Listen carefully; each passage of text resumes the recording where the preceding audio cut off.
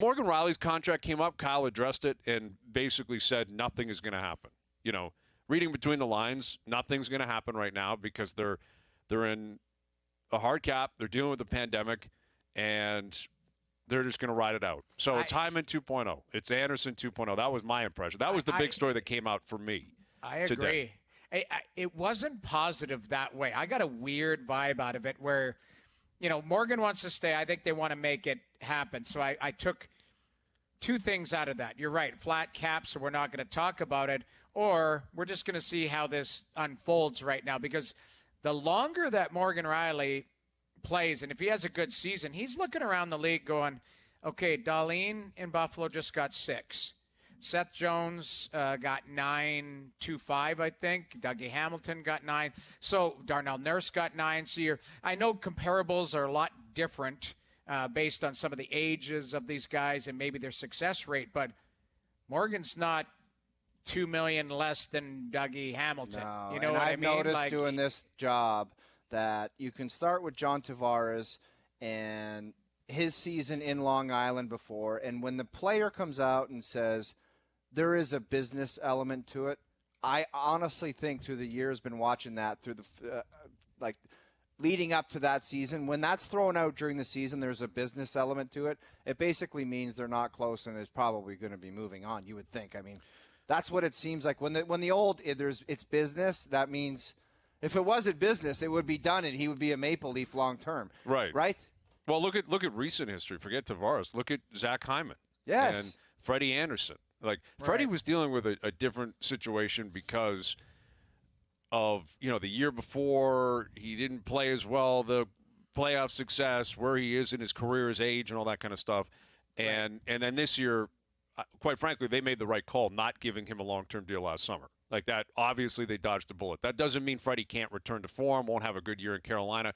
But could you imagine after the season he just had, what he just went through if they were staring at another, a 4-year, $6.5 million deal kicking in? Like you talk about pressure. You talk about a scene where you're like, how is this going to play out? So they dodged that bullet. Hyman, on the other hand, is a different story because I don't believe for a second it would have taken 7 years at 5.5 to get him signed last year. I refuse to believe that. I think they could have got him done for less term and less money a year ago. They chose not to. They chose to play it out because of the same scenario, pandemic, uncertainty, flat cap, we don't know, and now he's gone. So that could happen with Morgan Rielly. And Zach Hyman desperately wanted to stay in Toronto, desperately wanted to be a Maple Leaf. Business was the ultimate call, the ultimate decision. Business triumphed. Well, I expect the same thing with Rielly. If Nurse is 9.25 and Cale Makar and all these other guys, maybe Morgan Rielly's not Cale Makar. I don't know if he's Seth Jones or Darnell Nurse, but he's going to be saying, if they're better than me, is it $1 million? Well, but here's the other thing I'll say, and Morgan Rielly's going to have a good opportunity. I mean, the door will be wide open to make Team Canada.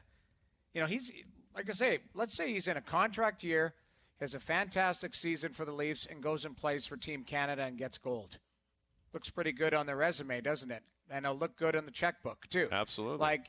He might be just saying, the Leafs might be saying, hey, we want to lock you up. And he might say, I'm betting on myself here. This is my first opportunity here to, there's a lot of different things going on. And that's why I don't want to put words in anybody's mouth because we're not privy to these private conversations. But this is a big year for Morgan Rielly on a lot of different fronts. We talked about it yesterday. This is a guy who he's seen the wars behind the scenes here. He's the longest standing Toronto Maple Leaf. He was here. He's been here. He was here for Salute Gate. That's my reference all point. All of that stuff, right? He was here for it. Well, and the playoff failure is what makes it so much more difficult to chew on because that doesn't come up in the negotiation. Look at Hyman. Edmonton didn't care. Hyman did not have a great 7-game series. He really was ineffective. He was injured. He was coming back from that knee injury. I don't think he was at 100%. But he at no point took over a game. Not that that's in the nature of his game, but he was not overly effective. He did not look at 100%. It was irrelevant because of the body of work. You just referenced a scenario here where Rielly could have a phenomenal year, make it onto Team Canada, play a role in a gold medal. They get bounced in the first round, and he's still going to say, I want my $9 million.